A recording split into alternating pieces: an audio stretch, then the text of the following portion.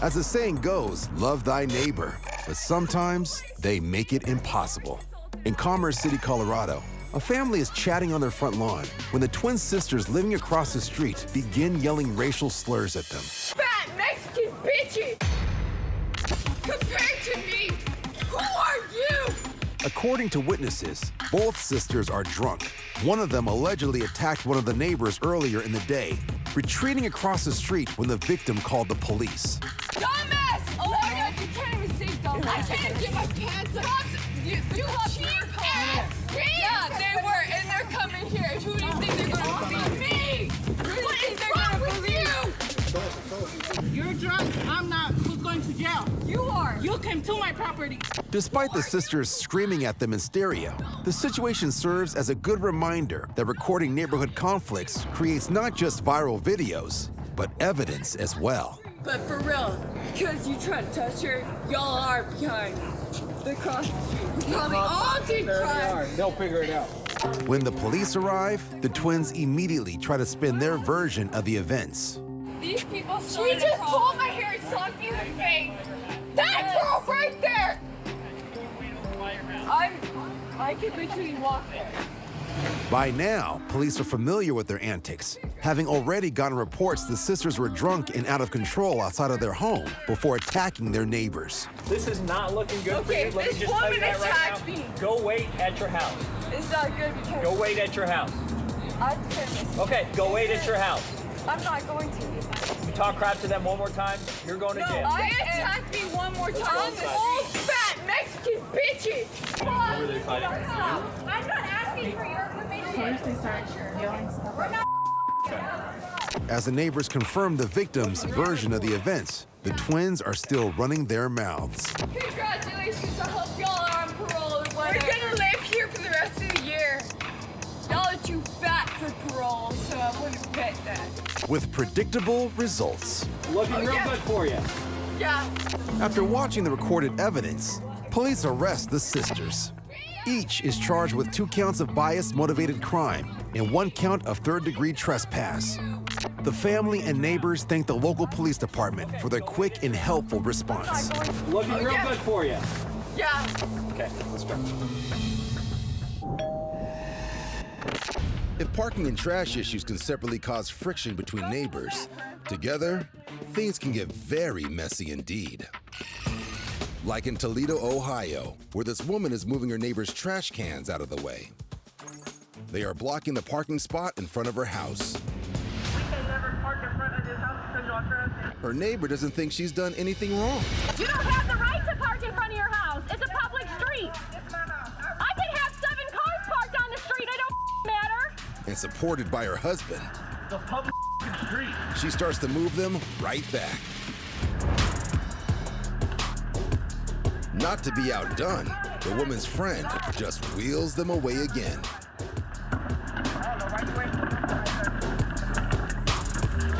Really over traffic. The woman is now trying to park. It's not yours either.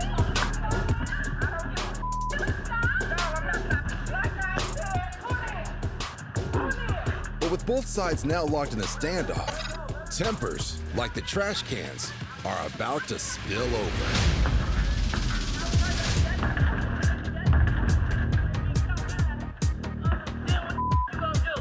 The street winds up littered with garbage. But this trash tit for tat is not over yet. The woman in purple is determined to have the last word.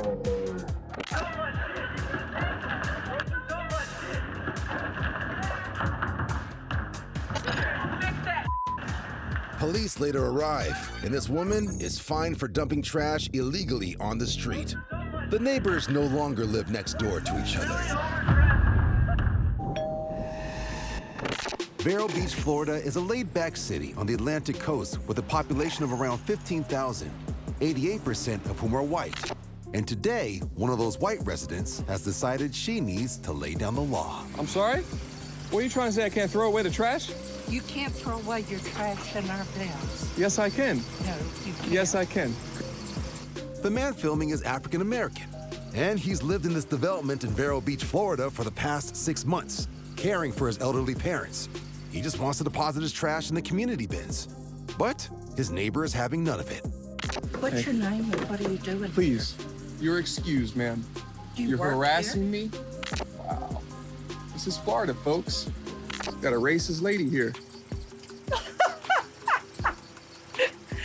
That's a big mistake on your part. Okay. Why do you think I live here? Because of the way I look? I was president of the Homeowners Association. And to my knowledge, I know everybody who lives here. Okay. You knew every single person in 42 buildings? Where do you live? Huh? Do you know every single person in 42 buildings, ma'am? Thank you very much. I rest my case.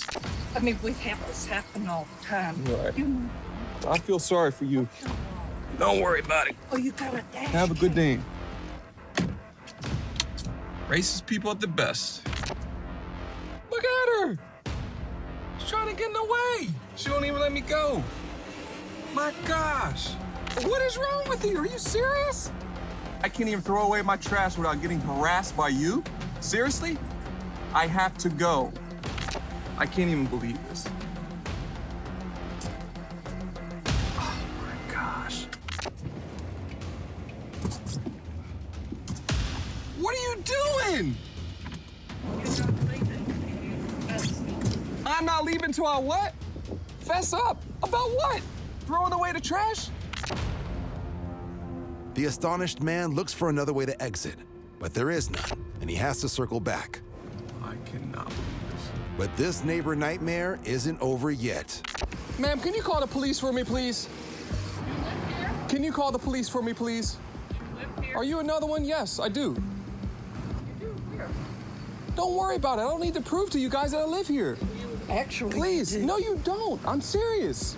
Where do you I live? don't need to prove to you where I live. Where do you live?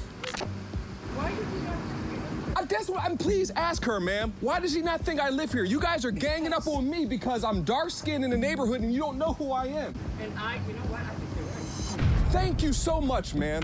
I gotta say, if that's your only reason for you didn't recognize him, that's not a good reason.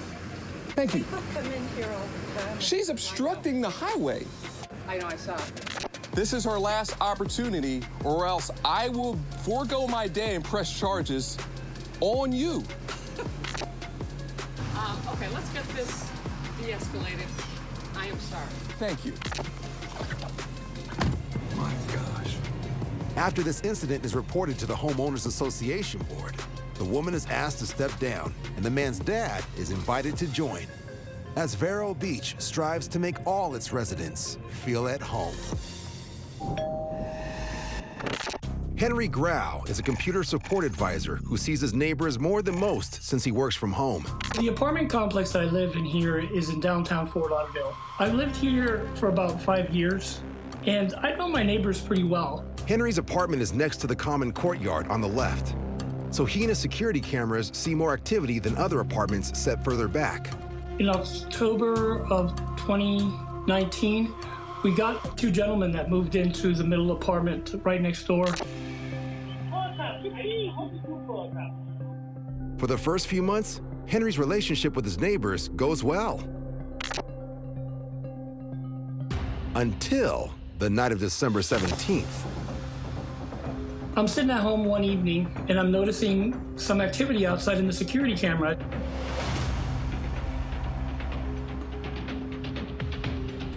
There's no other way to describe it in any cleaner form, but it looked like he was kind of playing with himself in a way. It made me very uneasy. I felt kind of like I didn't have any privacy all of a sudden. He just totally took away my freedom at that point because I kept having to go check the windows. For 6 nights after the incident, things are quiet. Until December 23rd at 7 p.m., when things escalate.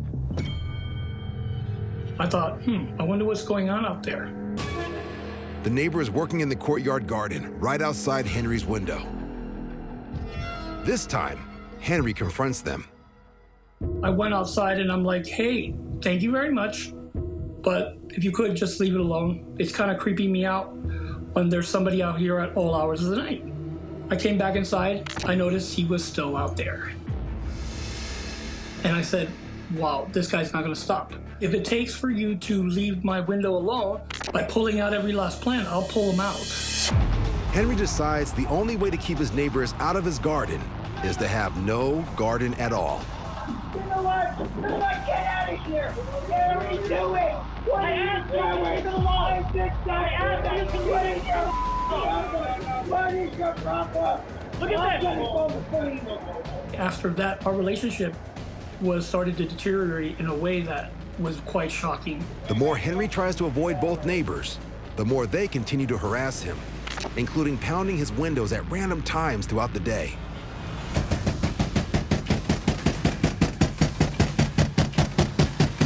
Once they started getting aggressive where they were banging at that point, I felt, okay, we got to call the police. Breaking and entering! But it's the middle of the pandemic. The police are not readily available, and Henry's two neighbors are getting more and more aggressive. It's scary as heck because we didn't have any help. It got to the point that I was actually afraid to stay here at night. Now feeling trapped in his own home, Henry fears the rising tension with his neighbors can lead to a serious altercation. Or something much worse. Having to have these cameras running 24/7, going back to the footage of the cameras. Get away from his property. Get away from his property. By spring, it looks like Henry's luck is changing. We noticed that they started to pack up their things and leave. We were really excited. I was sitting here texting the neighbors, hey, guess who's moving out? But Henry may have begun celebrating too soon.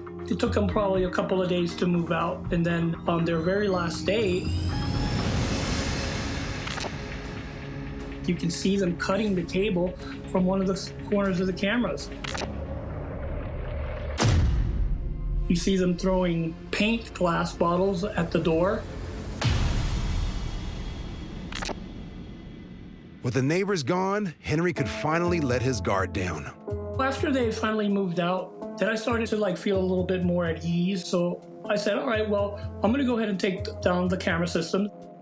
We left the one camera facing the courtyard. After I got everything down and felt everything was safe, the older gentleman showed up again one night. He started to bang on the windows again. He actually broke it, cut his hands so bad that he was dripping blood. He comes over to the door and he starts putting all his blood on the door. From that point forward, after that night, pulled the cameras back out, put them back up, and I've kept them there pretty much to this day. As you can see, they're still running. And Henry has a message for his old neighbors if they should ever return. I want them to know that I'm watching. The neighbors know what they look like. The police has a trespass warning on you.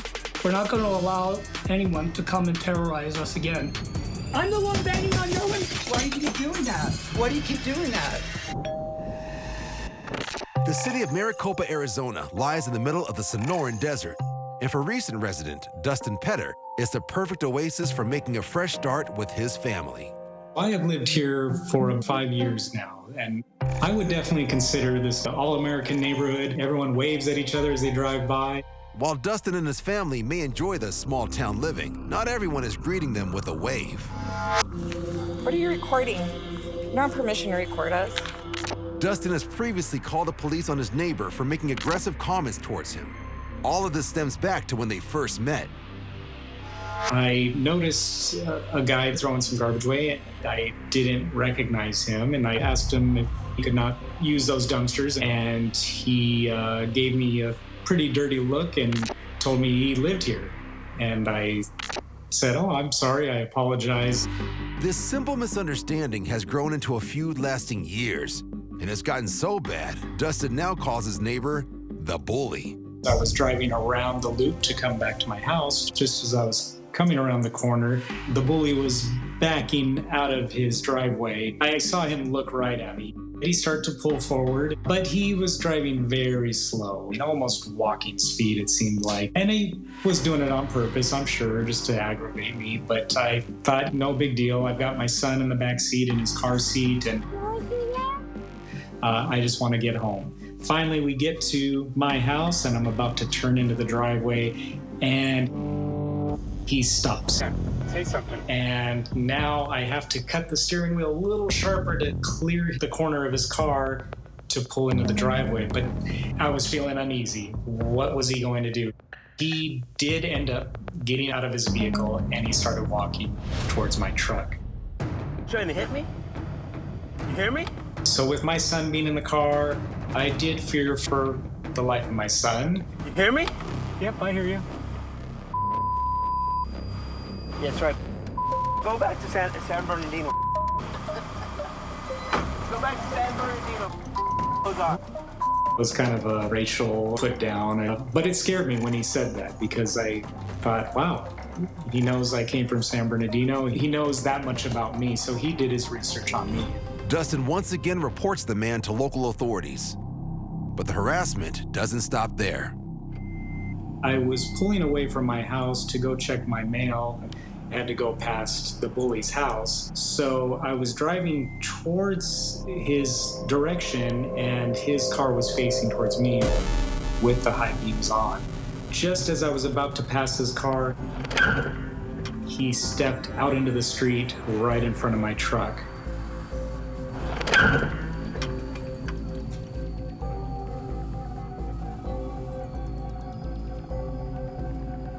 Trying to hit me?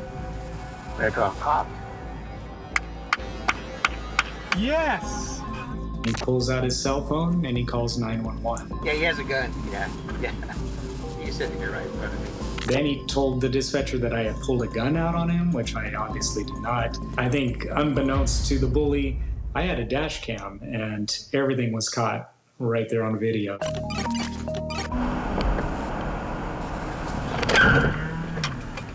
So I figured, you go ahead, you give them your story, the truth will all come out. It's caught on video. Sure enough, I was exonerated from any of those claims that the bully had made, and he ended up getting in trouble. Police charged the neighbor with filing a false claim and blocking traffic on the road. After that incident, unfortunately, it wasn't the end of it. There were a few minor incidents that had taken place after that one. Can you stop blocking traffic? Yeah, it's blocking our path. I'm gonna go ahead and call the police. We're out here playing baseball, and he decided to sit outside facing us and heckle us, insults about us, me and my 7-year-old son. Despite the neighbor's petty bullying, Dustin and his family still embrace their community. We love our neighbors. We have great neighbors here. It's just a tight-knit little neighborhood. I love the fact that my family lives in small town USA. We can call on our neighbors to help out if there's ever another incident. Ma'am, your tires are blown. Your tire. Redding, California. A car with a blown tire drives down a quiet residential street while a concerned neighbor tries to alert the vehicle's driver.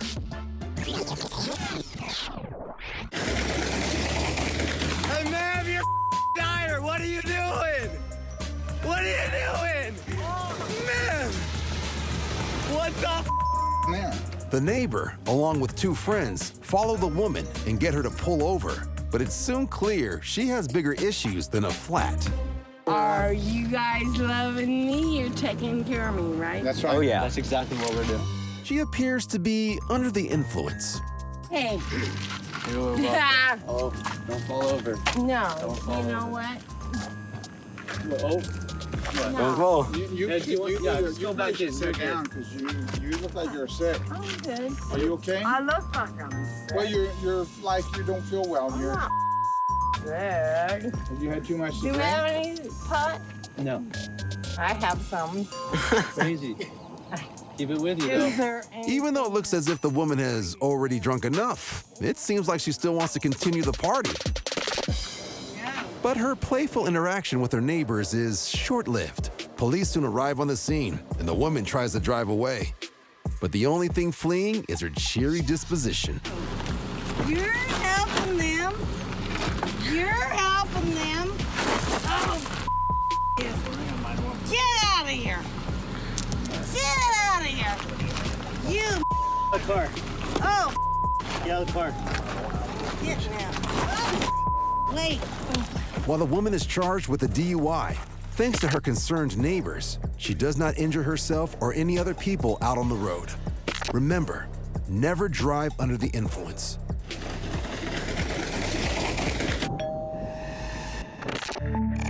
A hot summer afternoon in Tulare, California. Single mother Erica Munoz and her son are relaxing at home after a long day out. I had just gotten back from the water park. I had gotten in the shower, was getting dressed in my room, and then I heard the doorbell ring. I looked at it on my phone, the Ring doorbell, and it was a strange man that I had never seen before. Erica lives alone with her son, and their house is located on a quiet cul-de-sac, which rarely gets solicitors. Can I help you? Sí, soy Martín. No hablo español. Okay. Bye. The stranger appears to leave, but Erica continues monitoring her camera. As I was putting on my makeup, I looked down at the phone again, and he was standing at the end of the walkway. So then he turned back around again and came to the door again. Did you need something?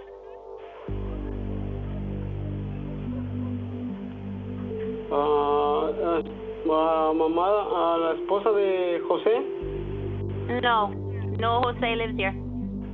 I was like, I don't know Jose, there's not a Jose who lives here. Sorry. So he was like, okay. So then he walks away again, stands at the end of the walkway. What do you need? I can see you knocking on the window. I'm like, hello, I can see you, because he started looking in the window, looking kind of like he wanted to like do something. It didn't look normal, so I started getting nervous. The only people that were home at that moment was me and my son. Erica is in the back of her house, watching all this unfold on her phone, when the unthinkable happens.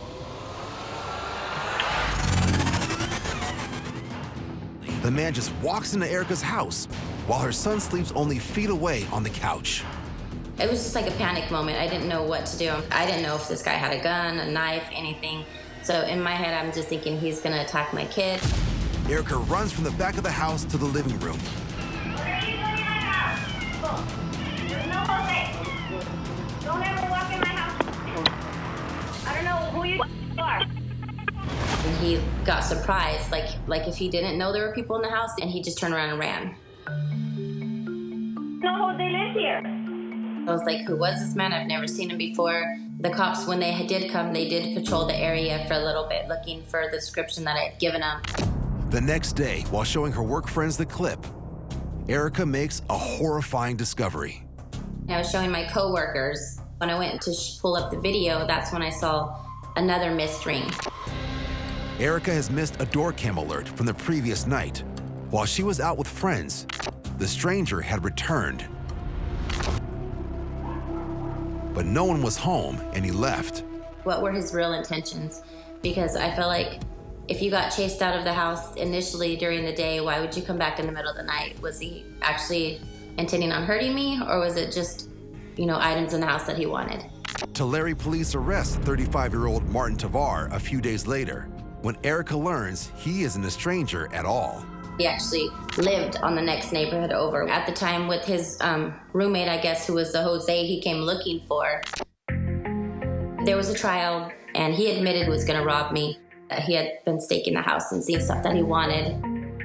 And then they did end up sentencing him, convicted of first-degree burglary with person present. Despite the harrowing experience, Erica can look back with gratitude. I consider myself very lucky. Because of the doorbell camera, I was able to see him walking in. Had I not had that on my phone or in my house, I wouldn't even have known he was in my house. It could have went a lot different, and I felt myself very lucky to still be alive. Don't ever walk in my house. She may feel lucky, but Erica won't forget to lock her door ever again. When it comes to fights between neighbors, the pettiest argument can turn into a serious confrontation. I don't give a how big you are. I'll kick your ass. He said beat the... I will kick your ass, and don't touch me. Hit me. I'm not gonna hit you, because I know where I'm going if I hit you. These neighbors are heated with one another after the taller one allegedly stole, of all things, his neighbor's Pop-Tarts. Hey, touch me again, I will hit you, man. Their group of buddies from around the neighborhood are recording the entire clash.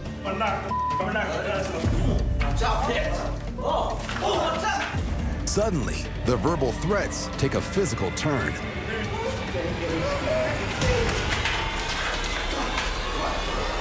What I tell you? I knew it was gonna happen. Despite their difference in size, the smaller neighbor isn't backing down. In fact, he may even have the upper hand. Dad keeps beating your ass. Dad keeps beating the out of you. Dad keeps beating your ass. The two go to the ground, where the taller one's size is much less of an advantage. Don't let him do it. They get back to their feet. Jay, put that down. Quit being a bitch. The taller one swings his keys wildly at his neighbor. But the original Pop-Tart owner shows no signs of backing down, bringing the fight back to the ground and punching his foe in the temple.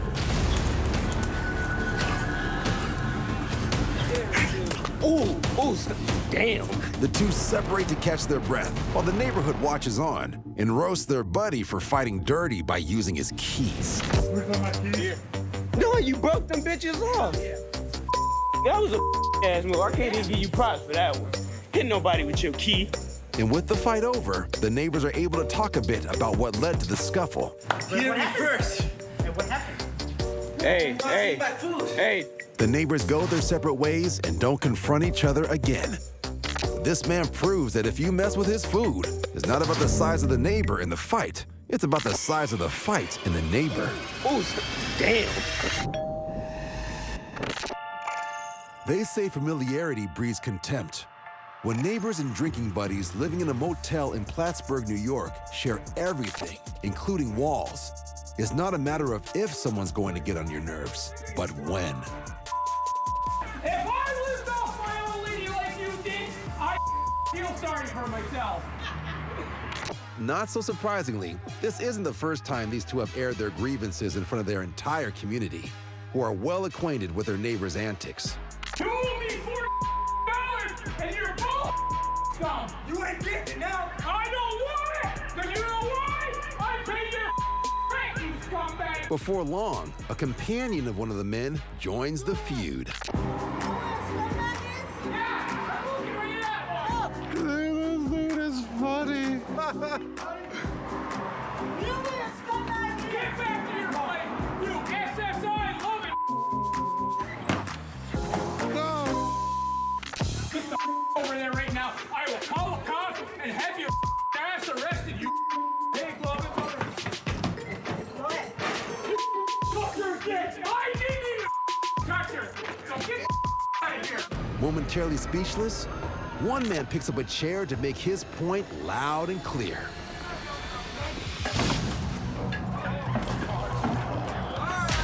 Oh!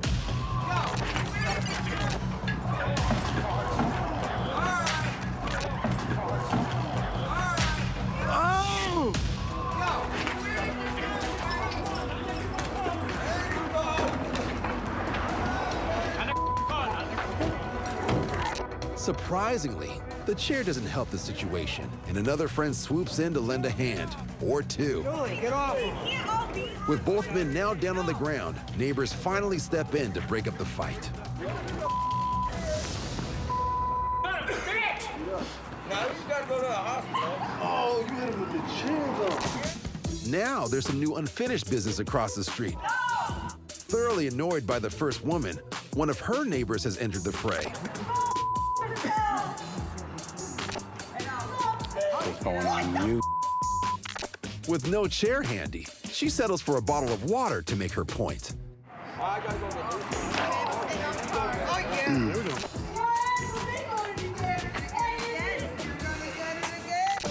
go. By the time police arrive, everyone has put on shirts and calmed down. In the end, both sides hug it out, decline to press any charges, and go home, ready to fight another day. Dude smashed him with a chair, and he's not pressing charges or anything. Damn. Look at him. Wasted. Stay tuned, because we're gonna have round 5, 6, and 7 tonight, I bet.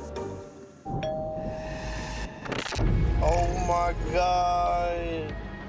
2 construction workers are witnessing a couple's fiery breakup in a multi-unit building. The man behind the camera is working for the neighbors across the street. When he hears the couple shouting, he starts recording. She about to hit him, bro. Oh, he said he gonna beat out of her. Oh my God. Oh my God, he just threw water on her. Going down. Despite being doused with water, the woman's temper continues to flare.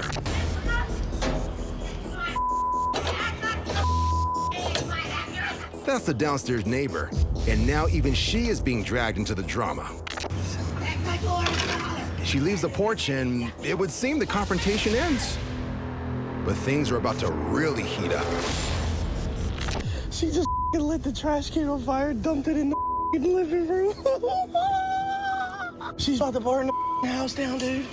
While the men aren't recording, the woman drags a trash can through the front door and shockingly lights it on fire inside the house. I cannot actually believe it. And she's sitting there just chilling. She's also taken the time to pull up a chair and grab a book to watch her handiwork. Oh my God. This is now turned into a serious thing. The men have just noticed the downstairs neighbor. She's trapped in the flaming house and needs help immediately. Then get out of the house! It's on fire! Hurry! Come on, hurry, grab your stuff! The alleged arsonist flees the scene before firefighters show up. The fire is now totally out of control, and the witnesses can do nothing but watch the home completely burn to the ground. Oh my God, it's got worse. Oh my God, it's getting big. Despite firefighters' best efforts, the multi-unit house is completely destroyed. Oh my God. Luckily, nobody is The whole injured. roof just fell. But 47-year-old Gail Mitwali is later arrested and charged with first and second-degree attempted murder, first-degree arson, and first-degree assault. She is still awaiting trial.